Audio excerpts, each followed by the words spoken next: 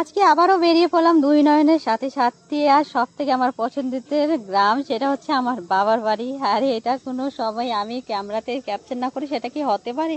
তো রানিং সকালবেলা আমি রানিং করতে বের হয়েছি, তার সাথে সাথে ভাবছি যে আজকে কিছু মার্কেটিং করা যাক। এখন নতুন নতুন সিজনে নতুন নতুন মানে সবজি উঠছে, আর কুয়াশা চারিদিকে দেখতে পাচ্ছ।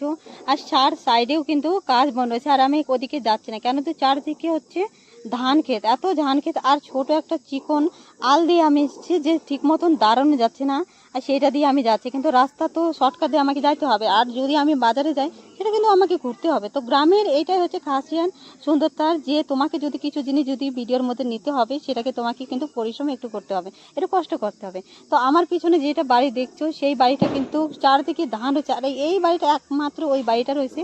যখন আমি ওই বাড়িটা যখন ছাড় করে আসলাম দেখলাম পাশে দুইটা আরও বাড়ি দেখলাম, আর কবরস্থান আছে। আর ঠিক মতন কিন্তু সূর্যটা এখনো উঠে নাই, কিন্তু বেলা তখন বাজে 7:30।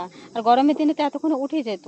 তো দেখা যাক আজকে আমি কি কি নিচ্ছে, কিন্তু নেওয়ার তো খুবই ইচ্ছা আছে, কিন্তু এখন তো সত্যি। আর সত্যি কথা বলবো, আমার না ভীষণ ভালো লাগে, এত সুন্দর পরিবেশটা।